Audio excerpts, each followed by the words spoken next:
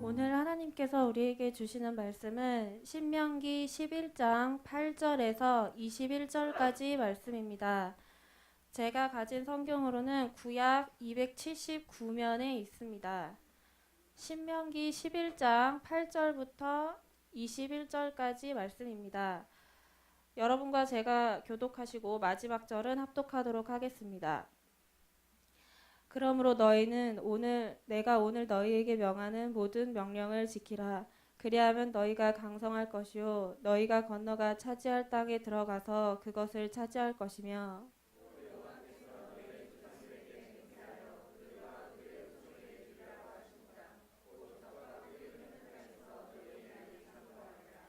내가 들어가 차지하려 하는 땅은 내가 나온 애굽 땅과 같지 아니하니 거기에서는 너희가 파종한 후에 발로 물대기를 채소밭의 됨과 같이 하였거니와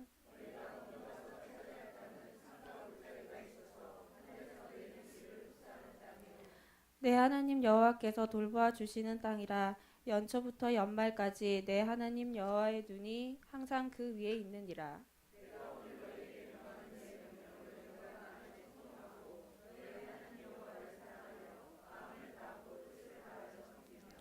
여호와께서 너희의 땅에 이른 비 늦은 비를 적당한 때에 내리시리니 너희가 곡식과 포도주와 기름을 얻을 것이요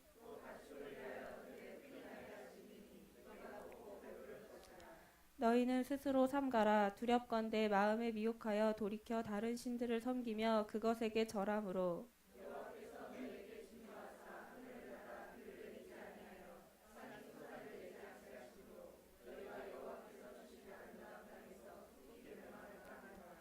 이러므로 너희는 나의 이 말을 너희의 마음과 뜻에 두고 또 그것을 너희의 손목에 매어 기호를 삼고 너희 미간에 붙여 표를 삼으며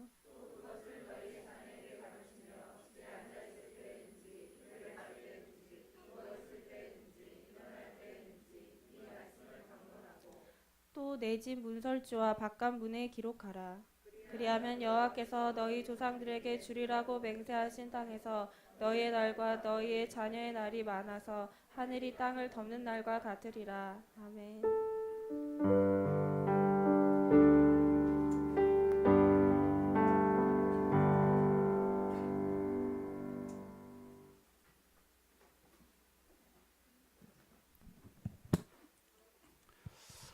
어, 지난주에는 대구에 있는 기쁨의 교회 가서 말씀을 또 인도하고 왔는데 그 목사님은 1년에 딱 2번 설교를 안 하신답니다. 이렇게 봄, 가을 이렇게 그 사경회 때. 그래서 지난주일은 그 중에 한 날이라서 너무 기뻐하시는 거예요, 목사님이. 설교 준비하는 게 너무 힘든데 이제 대신 설교를 해주는 목사님 오셨다고 막 그 표정에서 다 나타나더라고. 네. 참 우리 조 목사님이 강단을 이렇게 내주시는 게 쉽지 않습니다. 저도 네, 이렇게 2달에 한 번씩 말씀을 나눌 기회를 주어서 너무 감사하고 또 제가 뭘로 섬기겠습니까? 물질로 섬기겠습니까? 제가 깨달은 말씀으로 여러분과 오늘 은혜 나눌 때 하나님이 또한 또 조 목사님에게 통해서 베푸신 은혜가 둘이 함께하길 바라고요. 2달에 한 번 하니까 할 말이 또 많아요. 할 말. 그래서 이 설교 저 설교 준비하다가 하나님 방점을 찍어주신 게 요즘 신명기 묵상을 하지 않습니까? 그래서 거기에 관련된 말씀을 또 나누게 되었습니다. 유대교의 핵심 사상은 우리 지난주 우리 목사님 설교하신 대로 쉐마가 뭔지 아시죠? 쉐마는 2가지 뜻이 있습니다. 하나는 듣다. 어제 지난주에 그 신명기 6장 4절인가요? 쉐마 이스라엘, 들으라 이스라엘아. 또 하나 뜻은 뭐죠? 순종하다는 뜻도 있습니다.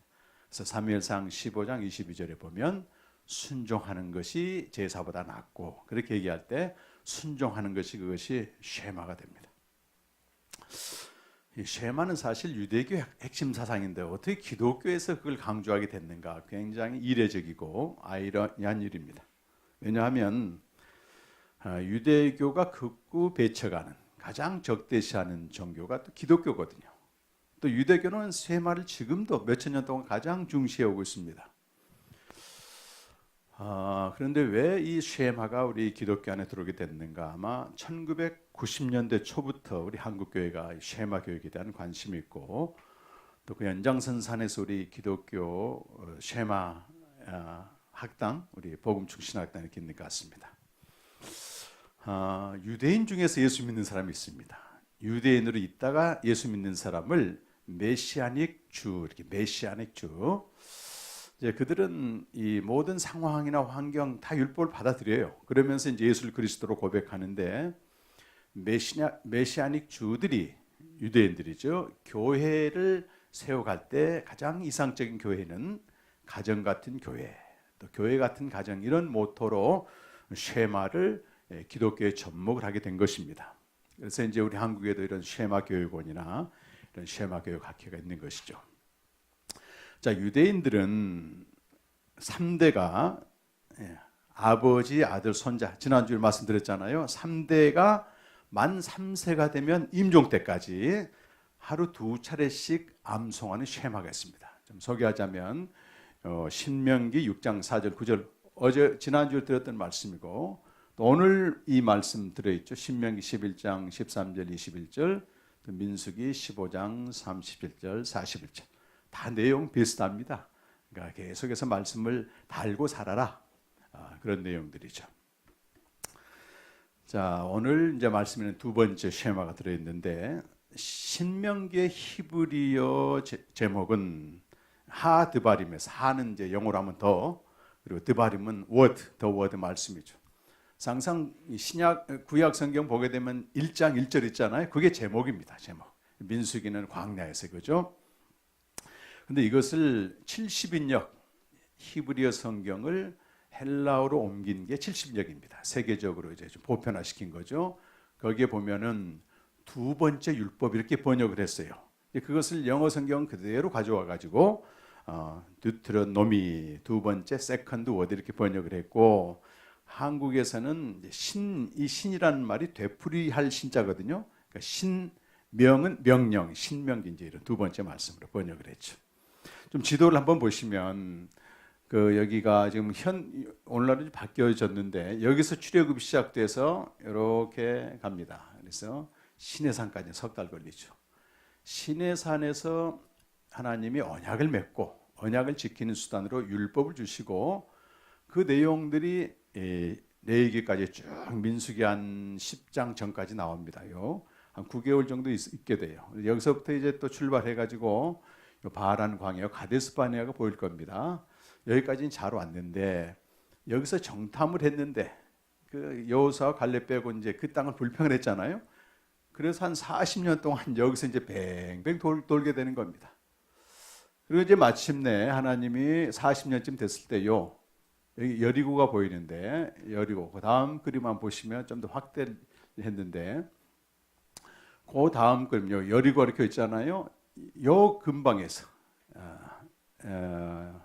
신명기 1장 5절 보면 바로 요 다리 요게 뭐예요? 요단강이죠. 요것만 건너면 바로 저 약속의 땅으로 들어가는 것입니다.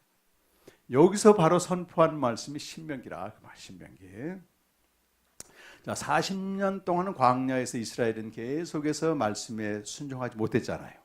그리고 이제는 바로 강만 건너 못 들어가야 돼요. 가나안 땅 가야 되는데 가나안 땅에는 두 가지 신이 있어요. 하나가 풍요의 신인 바알이 떡 버티고 있고 또 하나는 쾌락의 신인 아세라가 떡 버티고 있어요. 광야는 그게 없었단 말이에요. 광야에서 말씀 순종하기 힘들어요. 잘 먹고 재밌고 즐거운 세상에서 사는 게 더 힘들어요. 한번 가만 생각해 보세요.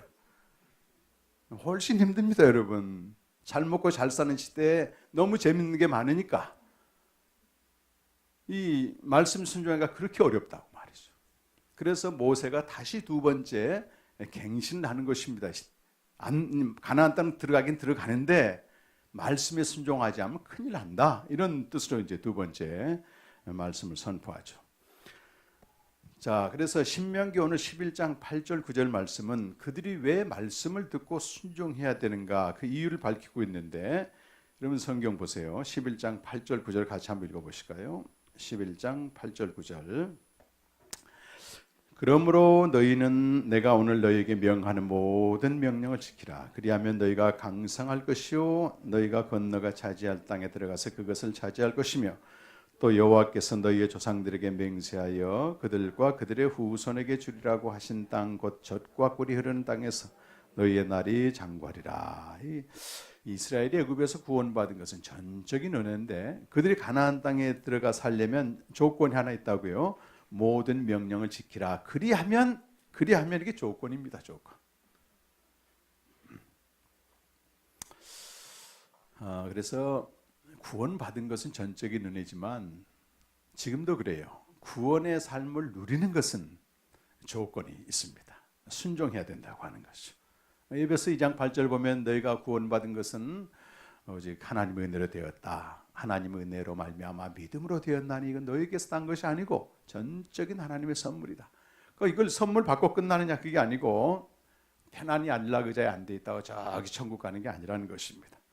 반드시 치러야 할 대가가 있습니다. 제가 최근 읽은 책이 100년 전에 영국의 영적 각성을 이끈 찰스 라일이 쓴 거룩이라는 책이 있습니다. 존 스타트 목사님이 딱 한 권의 책을 고르라면 이걸 골랐거든요. 내용을 보는데 정말 가슴을 뛰게 하고 그런데 그 대목 중에 하나 좀 읽어보려고 해요. 같이 읽는 게 좋을 것 같아요. 자, 읽어보실까요? 여기서부터 시작. 성경적 원리에 따르면 참된 그리스도인이 되기 위해서는 어떤 대가가 필요하다. 극복해야 할 적들이 있고 싸워야 할 전쟁이 있고 감당해야 할 희생이 있고 포기해야 할 세상의 영화, 통과해야 할 광야가 있고 지고 가야 할 십자가 있고 달려가야 될 경주가 있고 회심했기 때문에 안락 의자에 편안히 앉아만 있어도 쉽게 천국으로 들어갈 수 있다고 생각한다면 큰 오산이다. 회심은 거대한 싸움의 시작일 뿐이다. 그리고 이 싸움에 승리하기 위해서는 대가를, 찰스 라일이 이런 얘기합니다. 대가를 지불하지 않는 교회 부흥은 가짜다.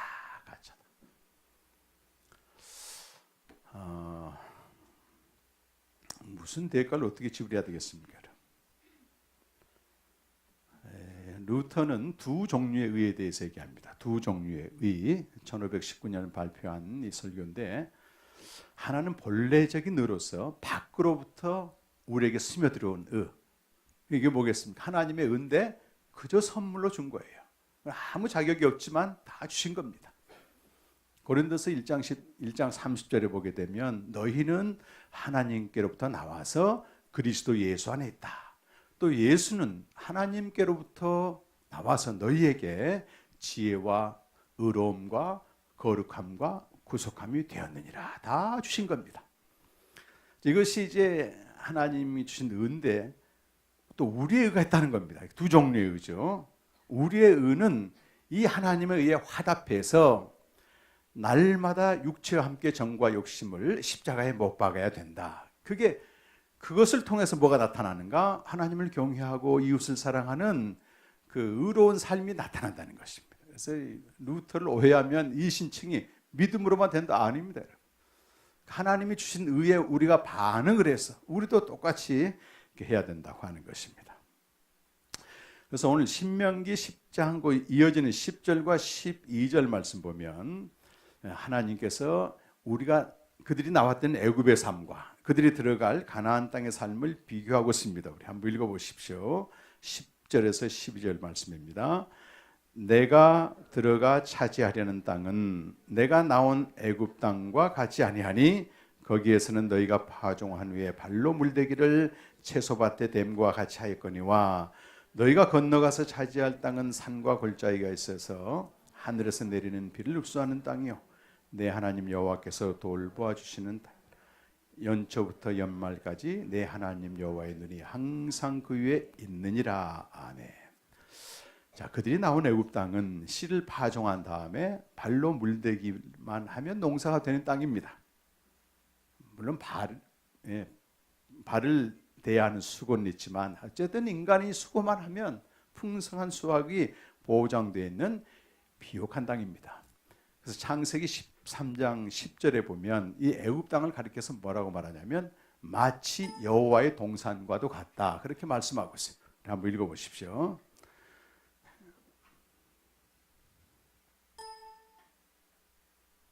네, 같이 읽어봅시다. 시작. 이에 롯이 눈을 들어 요단 지역을 바라봤지. 여호와께서 소돔과 고모라를 멸하시기 전이었으므로 이게 여호와의 동산 같고 애굽 땅과 같아요. 물이 넉넉해요. 나일강이 흐르고. 그래서 인간이 조금만 수고해도 얼마든지 수확이 가능한 땅인데, 이제 그들이 들어갈 땅은 가나안 땅인데 어떤 땅이냐? 이게 뭐라고 되어 있습니까? 가나안 땅은 애굽 땅과 다르다 그 말이에요. 산과 골짜기가 있어서 하늘에서 비가 내려야만이 농사가 되는 것이. 우리도 천수답이라고 들어보셨나요? 천수답. 하늘 천자, 물 숫자 써가지고 뭐 강이나 저수지가 근방이 없습니다. 그래서 오직 하늘에서 적당한 때 비를 내려줘야만이 농사가 되는 그런 땅을 천수답이라고 말한다. 가나안 땅이 바로 그런 땅입니다. 그런데 만약 그들이 이렇게 하나님의 말씀에 순종하고 하나님을 경외하게 되면 하나님 해주신다는 것입니다. 그것이 13절 말씀인데, 그러면 13절 말씀을 한번 먼저 읽어보세요. 시작. 내가 오늘 너희에게 명하는 내 명령을 너희가 청종하고 너희의 하나님 여호와를 사랑하여 마음을 다하고 뜻을 다하여 섬기면, 여기 여러분 청종하고 여기 옆에다가 쉐마 한번 적어놔 보세요. 쉐마. 만일 쉐마하면 그 말이죠.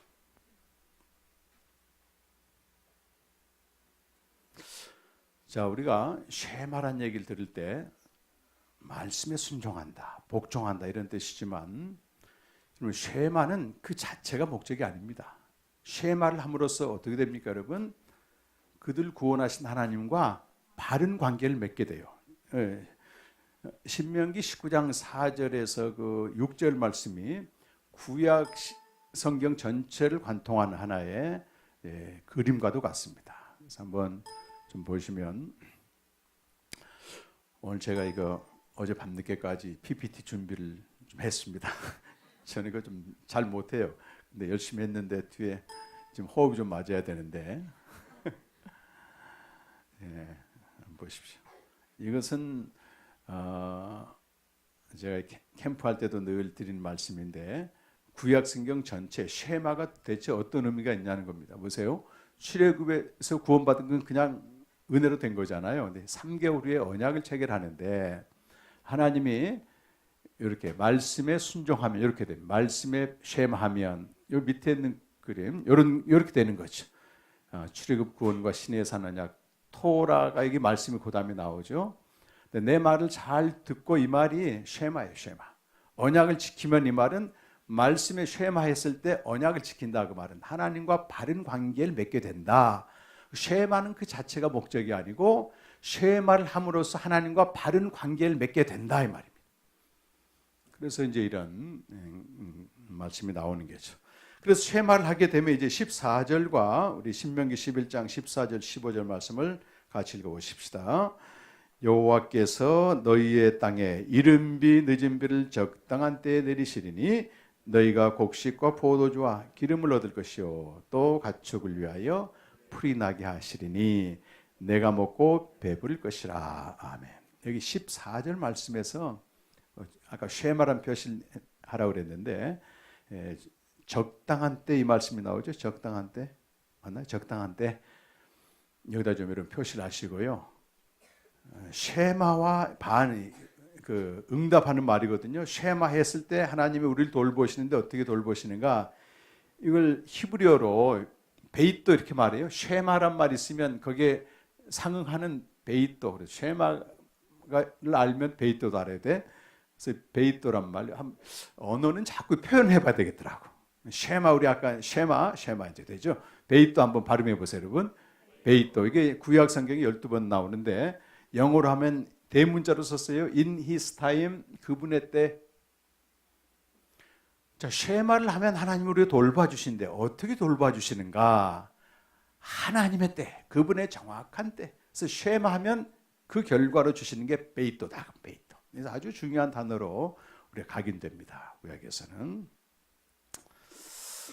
자, 이 베이또, 적당한 때 5가지 하나님이 그 다음 이어지는 말씀이 나오는데, 이른 비와 늦은 비, 가장 적당할 때 비를 주시고 또 일조량을 적당하게 주어서 이 곡식과 포도주와 기름을 얻게 만들고 또 가축을 위해서도 들이 풀이 나게 하시고 또 이건 다 어디에 달려 있느냐? 베이또는 쉐마에 달려 있다는 거죠. 쉐마에.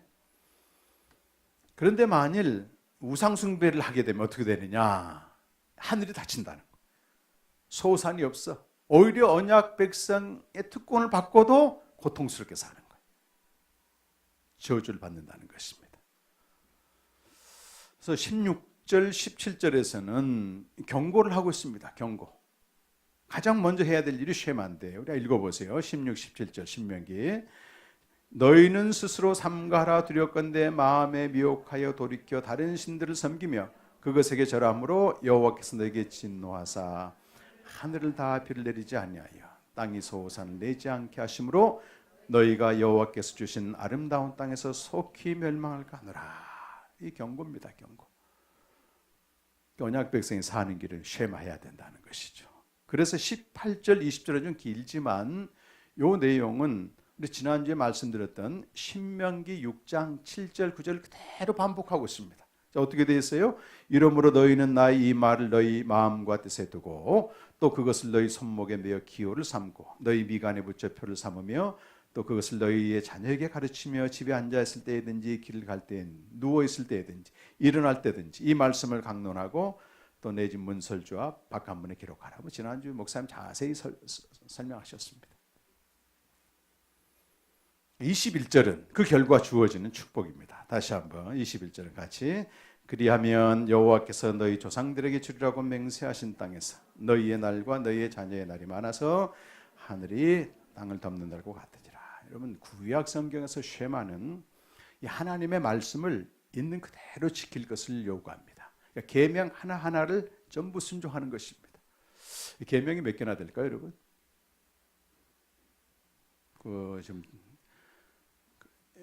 11세기에 살았던 그 의사 출신의 그 랍비가 있습니다. 사람이 마이모니데스인데 주 11세기니까 지금부터 한 1000년 전의 사람이에요. 그 사람이 인간의 뼈가 248개라고 얘기해요. 의사들 말이니까 맞겠죠. 근데 365일 더합니다. 그러니까 인간이 매일같이 지켜야 될 계명 해가지고 2개 더해서 율법이 613개다 하는 얘기를 하죠.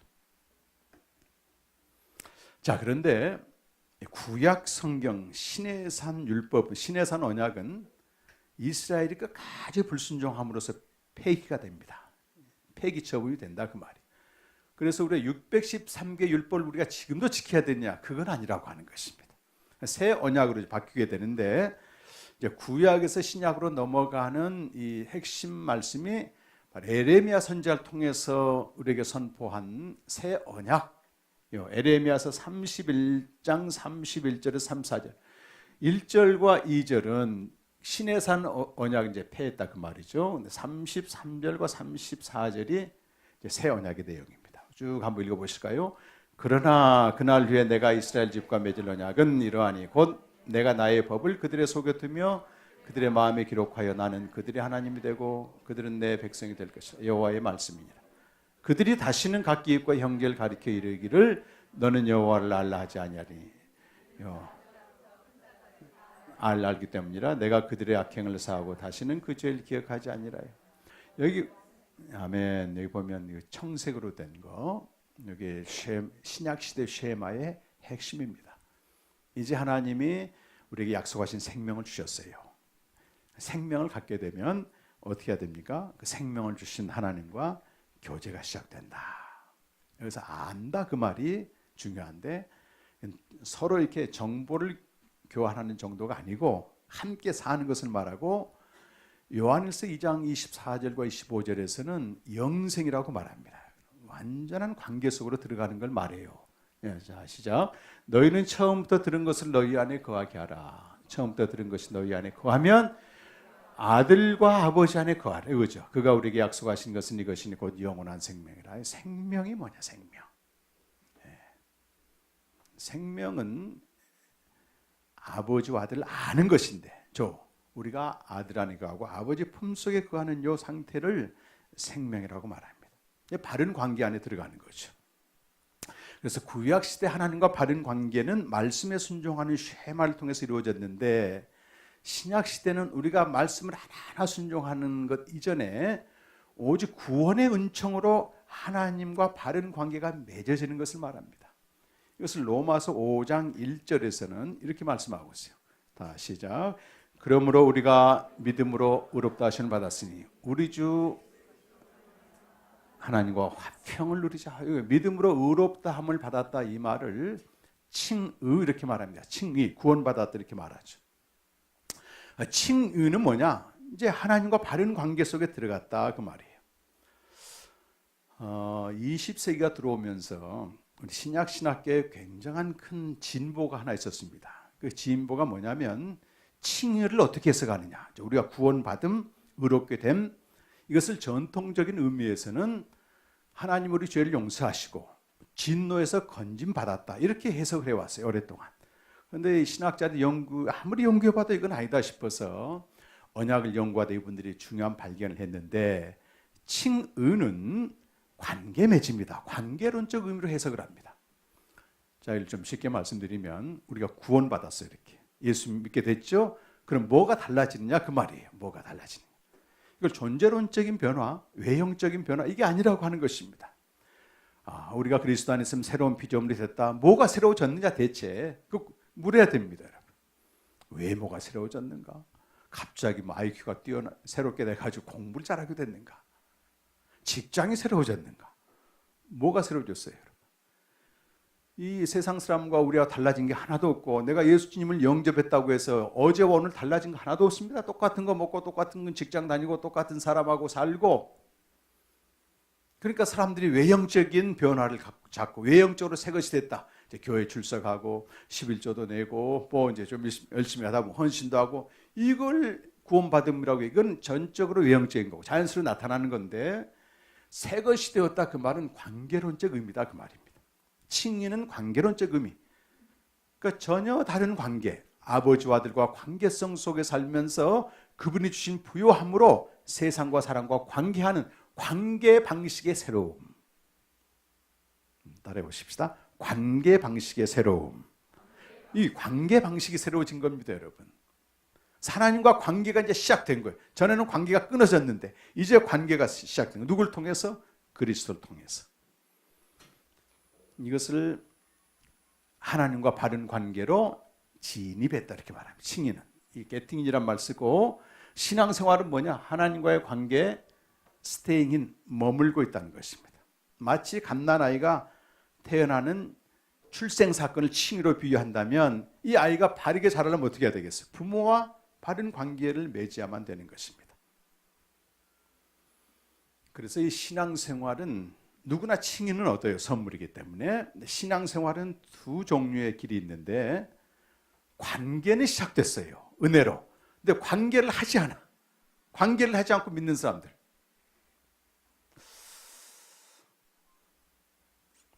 이 한 지붕에서 부모와 관계하지 않는 자녀 생각해 보셨습니까, 여러분?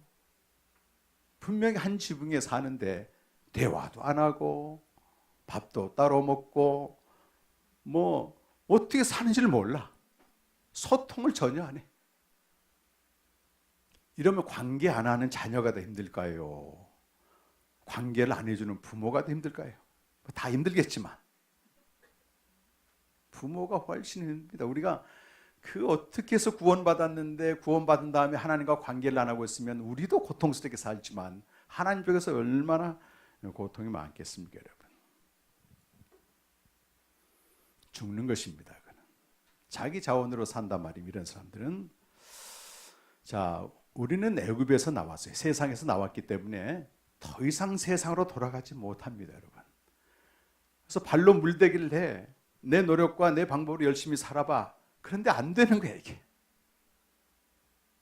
그것만 갖고는 안 된다고 하는 것입니다. 막 그것만 갖고 잘 되면 하나님과 관계할 필요가 없는 거죠. 관계에 대한 목마름을 가질 필요도 없고. 그래서 어제도 그 천안의 어느 집사님과 오랫동안 얘기를 했는데 그분이 결론이 그렇게 내리더라고. 가질 만큼 가지고 또 친구들 만나보면 잘 사는데 이상하게도 그 친구들은 부족함을 못 느끼는데 우리 믿는 사람들은 그냥 목마르다는 겁니다. 그걸로 부족하다는 겁니다.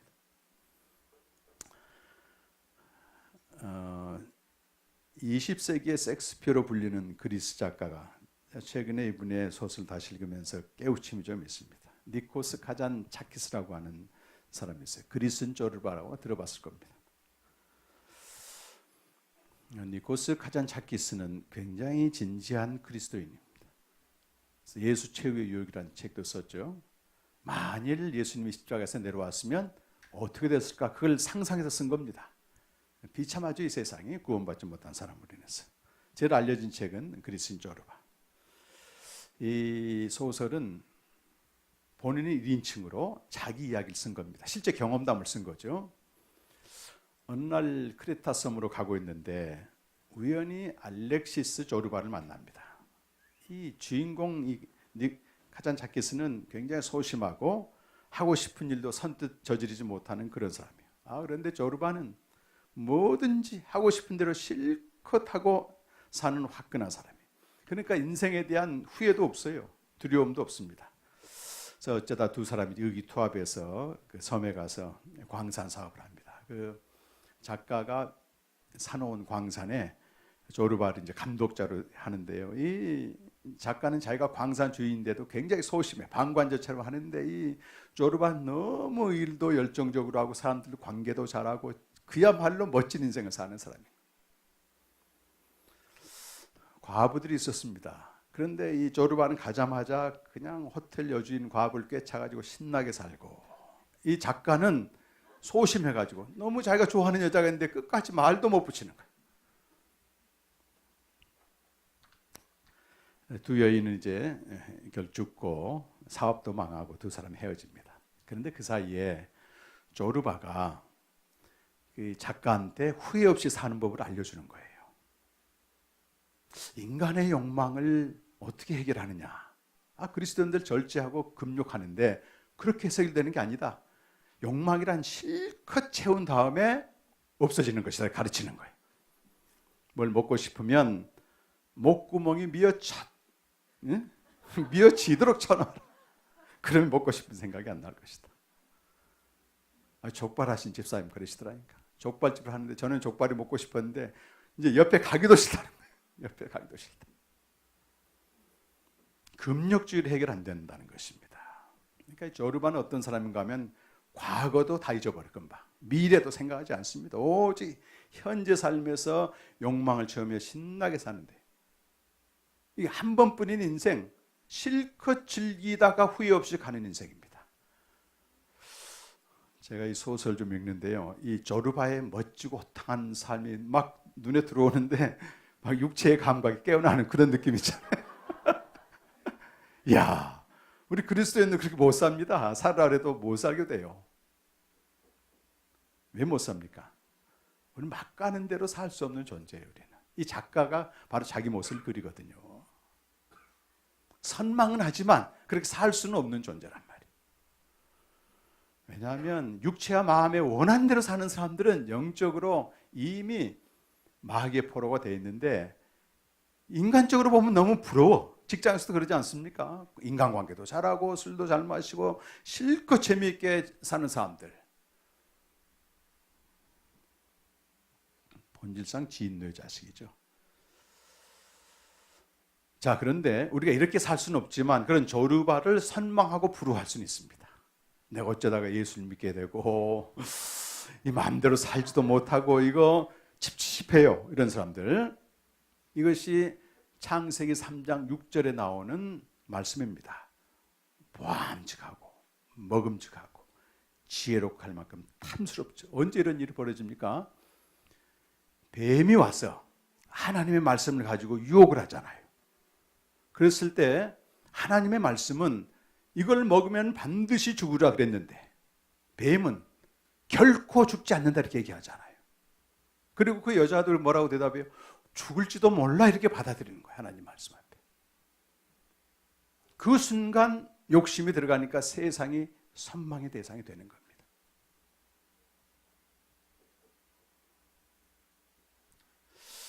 이 창세기 3장의 말씀은 아담도 그걸 받아 먹었잖아요. 철저히 죽음의 의미를 인간적으로 해석한 겁니다. 하나님이 말씀하실 때 죽는다 그 말은 나와 관계가 끊어진다 이 말이에요. 그런데 하와는 먹어도 안 죽었잖아. 그러니까 아담이 받아 먹었잖아요. 근데 실제로는 죽은 것입니다. 우리 신앙생활 조르바가 선망의 대상이 된다 그 말은 이미 나는 관계하지 않고 있다고 하는 사인인 것입니다. 친구들은 주일날 재밌게 놀러 가고 친구들 만나러 영화로 난 어떻게 하다가 엄마 끌려와서 지금 이 자리에 앉아있나? 이런 것들 말이에요. 이게 현실입니다. 현실.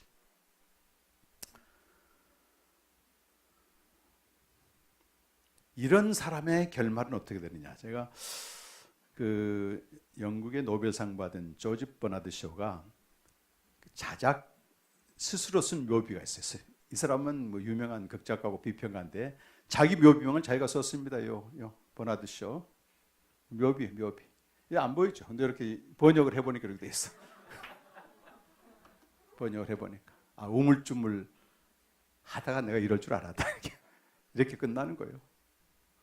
그러니까 조르바를 선망하면서 교회 와서도 별로 재미가 없고 세상 나가서는 저렇게 사는 그리스도인들의 결말은 마지막 가서 우물쭈물하다 나 이럴 줄 알았다 이렇게 끝나는 거예요. 이게 하나의 길입니다. 신앙이 하나의 길. 그런데 하나님과 바른 관계 속에 사는 사람은 절대 인생이 그렇게 끝나지 않습니다. 여러분. 이게 복음이죠. 복음. 쉐마하는 자를 하나님이 반드시 돌봐주신다는 거예요. 여러분. 쉐마하는 자. 신약시대의 언어로 말하면 예수 그리스도를 통해 하나님과 교제하며 바른 관계를 맺는 사람은 절대 그렇게 끝나지 않습니다. 그런데 또 현실적으로 보면 그러지도 않은 것 같아. 주님과 힘써서 교제하고 말씀으로 살려고 애쓰는데 가만 보면 내가 변하는 것도 아닌 것 같고 또 내 주변 사람 변하는 것도 아닌 것 같고 뭐 삶이 달라진 것 같지도 않아. 이 오늘 신명기 11장 13절에 청종하고 쉐마 이 말하고 하나님이 어떻게 돌보시는가 우리 아까 봤습니다. 14절 베이또 적당한 때라고 말했는데 이것이 시편 1편 1절에서 3절까지 그대로 반복됩니다. 한번 보세요. 시편 1편 다 같이 한번 읽어보실까요? 복 있는 사람은 악인들의 꾀를 따르지 않고 죄인들의 길에 서지 않고 오만한 이게 세상 사람들의 삶입니다. 두 번째, 오직 여호와 율법을 즐거워하며 그의 율법을 취하러 묵상하는도다. 그는 시냇가에 심은 나무가 철을 따라 열매를 맺으며 그 잎사귀가 마르지 아니함 같으니 그가 하는 모든 일이 다 형통하리로다. 2절은 쉐마를 말합니다. 신약적으로 번역하면 주님과 교제하는 사람이라는 뜻이에요. 그러면 하나님 어떻게 하신다? 철을 따라 교제, 바른 관계 맺게 되고 베이또 그분의 때. 그래서 오늘 교제에 순종하는 사람은 그분의 때 열매를 맺기 때문에 나애가 원하는 때 열매를 착착 맺어주면 교제하는 것도 신날 거라고.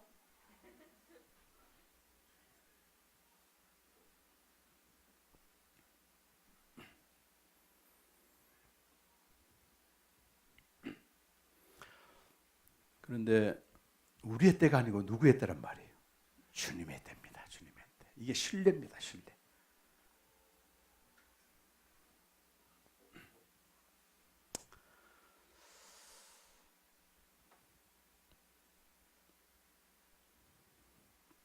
복음중심계 집회도 2번 했고 늘 목사님이 말씀으로 살아야 된다고 얘기하는데 직접 교제가 안 되면 이 목사님이 매일 올리는 그 묵상을 통해서 내가 교제를 하면 됩니다. 근데 끝까지 이렇게만 가면 계속 떠먹이는 아이가 되는 거예요. 제가 가끔 유아실 예배 끝나고 가보면 엄마들이 말이죠. 아이들 밥 떠먹이느라고 정신이 없어. 근데 지금은 어리니까 그러지만 내가 평생 이 아이의 밥을 떠먹인다 생각하면 어떻게 될 것 같아요, 엄마가? 짜증난 정도가 아니라 고통스럽습니다. 이게 뭐 포기해야지 엄마 역할. 일단 떠먹이기라도 해야 돼. 처음에 떠먹기라도 해야 되는 거예요. 그래서 목사님 매일 올리는 이걸 매일 여러분 읽으셔야 돼요. 읽거나 듣거나 해가지고 내가 직접 못하면 해야 되는데 계속 그렇게 하면 안 되고 어느 시점에서 내가 떠먹어야 되는 거예요. 그거를 잘 알려주는 곳이 어디냐? 어디겠습니까? 그곳이 복음생명 캠프라니까. 복음생명 캠프. 작년 10월 우리 김철훈 전사님도 오셨는데 그 창원에서 캠프가 열렸다고. 그때 중국에서 두 분이 오셨어요. 한 분은 사모님이시고 아주 목회를 어렵게 하는 사모님이십니다. 재정적으로 어렵게 하는 거예요. 근데 그 사모님 따라서 껌딱지처럼 본 집사님 한 분 계셨어요. 이분은 사모님과 오랫동안 알고 있었는데 사업을 크게 하다가 완전히 부도가 나버렸어요. 그래서 먹을 것도 없는데 그 어렵게 사는 사모님이 비행기표를 끊어줘가지고 살고 싶어서 창원까지 달려온 거예요. 제가 중국 못 들어가잖아요. 그래서 그 김천 선수 아실 거라고 조그맣고 맨 앞에 앉은 거기 끄떡거리시네. 이분이 이제 끝나고 중국으로 가셨는데 연락이 없어. 어떻게 사시는지. 더더구나 중국 이게 모르잖아요. 근데 2주간에 저한테 7개월 만에 연락이 왔어요. 내용을 좀 읽어드릴게요. 저도 깜짝 놀랐습니다. 그 편집사님이신데, 목사님 안녕하세요. 그동안 잘 지내셨지요? 복음 생명 캠프를 다녀와서부터 목사님께서 나누신 말씀 묵상을 매일 보고 저도 말씀 묵상을 하면서, 이게 중요해. 저도 말씀 묵상을 하면서 매일매일 너무 큰 은혜와 감사, 감격 속에서 지내왔습니다. 많이 감사하고 또 감사합니다. 저희들은 모든 빚을 다 갚고 새롭게 출발하게 되었습니다. 사업이 부도났었던 거죠. 한마디 두마디로는 말할 수 없지만 무덤 안에서 말씀과 함께 할 때 주님은 부활의 생명을 인도하셨고요. 말씀 없이 살아온 저에게 내리신 심판은 진정 주님의 사랑임을 가슴 깊이 느끼게 되었습니다. 그 사랑이 너무 감사하고 그 심판을 저에게 내려주신 주님께 참으로 감사합니다. 목사님을 통해서 수많은 영혼들이 생명의 말씀 안으로 들어가게 하셔서 감사하고 또 감사합니다. 이렇게 왔어요. 많은 분들이 캠프를 다녀가지만 많은 분들이 또 매일 말씀 묵상을 안 해요. 그런데 이렇게 절박하신 분들은 하게 됩니다. 하나님과 바른 관계를 회복하는 게 목적이지 하나님이 일부러 고난 주지 않습니다. 지난주 목사님 얘기하셨잖아요. 쉐마의 문제는 우리가 하고 안 하고 선택의 문제가 아닙니다. 하나님은 우리를 형통하게 하시든지 또 뭐 한다 그랬어요? 방해한다 그랬잖아요. 방해한다.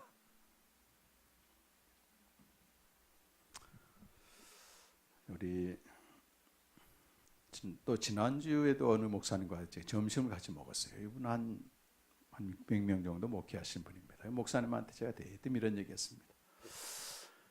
목사님, 저는 목회를 하나도 못할 것 같아요. 왜냐하면 이렇게 하나님과 바른 관계를 맺고 그분의 때 모든 것을 하나님이 새롭게 하시고 가장 값지고 복된 인생을 살 수 있도록 길을 다 열어놨는데, 아니 내가 목회하는 성도들이 그 길로 안 가고 그 조르바를 부러워하듯이 일주일 내내 사상에 가서 이중적으로 살다가 주일날 한번 교회 와는데 이분들을 어떻게 목양할까? 나는 자신이 없습니다. 나는 자신이 없습니다. 그랬어요. 우리가 교제하지 않으면 교제하지 않는 자녀를 둔 부모의 심정보다 훨씬 큰 고통이 아버지께 있습니다. 여러분, 내가 아버지께 나아가시면 되는 거예요. 항상 기다리고 있습니다. 여러분.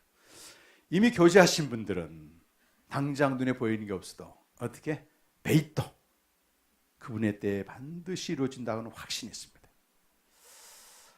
제가 매일 우리 목사님 묵상글 읽으면서 감사한 게 뭐냐면, 저는 50이 넘어서 알았잖아요. 목사가 됐어도 교제에서 오는 그 베이토를 지금부터 하시는 거예요. 지금 성도들이 읽든 안 읽든 뭐든 안 보든, 야 우리 목사님 내 나이 때쯤 되면 어떻게 될까 상상을 해보니까 말이지 정말 많은 열매 맺힐 것 같아요.